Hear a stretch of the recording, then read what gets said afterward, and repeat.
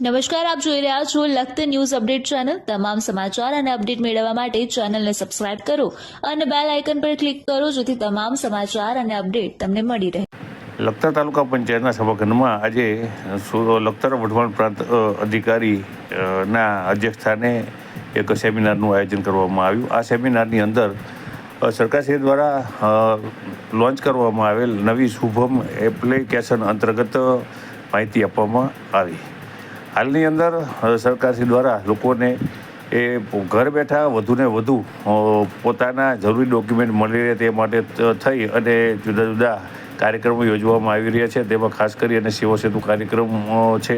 ત્યારે સરકારશ્રી દ્વારા જે હાલની અંદર આજે આ કાળઝાળ ગરમીની અંદર લોકોને તાલુકા પંચાયત અને મામલતદાર કચેરી સુધી પોતાના જે ડોક્યુમેન્ટ છે તે લેવા માટે થઈને જવું પડે છે। તે પોતાના ઘર બેઠા મળી રહે તે માટે થઈ અને શુભમ એપ્લિકેશન લોન્ચ કરી છે। આ લોન્ચની અંદર જે 17થી 22 પ્રકારના ડોક્યુમેન્ટ છે તે પોતાને ઘર બેઠા મળી રહે તેવું આયોજન કરવામાં આવ્યું છે।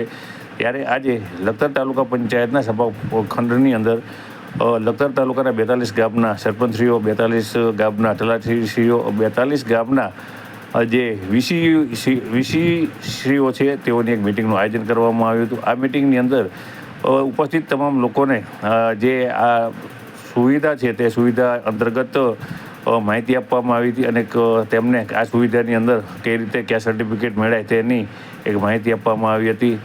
આ કાર્યક્રમની અંદર લખતર વઢવાણ પ્રાંત સાહેબ શ્રી મેહુલભાઈ ભરવાડ, લખતર મામલતદાર શ્રી ડામોર સાહેબ, લખતર તાલુકા વિકાસ અધિકારી શ્રી PK રાવત સાહેબ સહિતના અધિકારી ઉપસ્થિત રહ્યા હતા। સાથે જે ઉપસ્થિત તમામે તમામ જે સરપંચશ્રીઓ, વીસીઓ અને તલાટીશ્રીઓને એક તાલીમ આપવામાં આવી હતી। ત્યારે સુરેન્દ્રનગરથી આવેલા ટ્રેનરો દ્વારા તાલીમ આપવામાં આવી હતી કે આ જે એપ્લિકેશન છે, જે શુભમ એપ્લિકેશન છે તેની અંદરથી સર્ટિફિકેટ કેવી રીતના બનાવી શકાય અને કેવી રીતના જે અરજદારો છે તે પોતે પોતાની જાતે પણ આ એપ્લિકેશન બનાવી તે સમજ આપવામાં આવી હતી।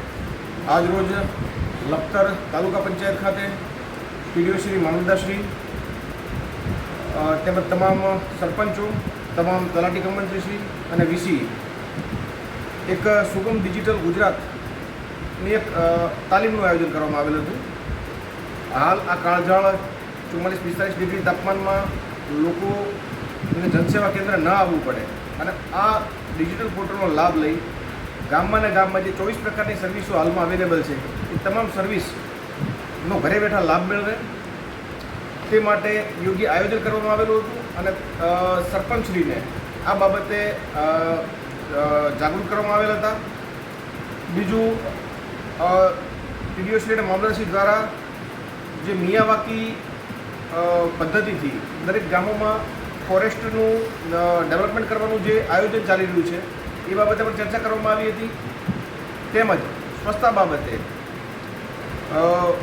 તમામ સરપંચોને ખૂબ જ અસરકારક રીતે ધ્યાન રાખી અને તેનું અમલીકરણ કરે અને એક સ્વચ્છ હરિયાળું લખતર બને તે બાબતનું આયોજન કરવામાં આવેલું હતું।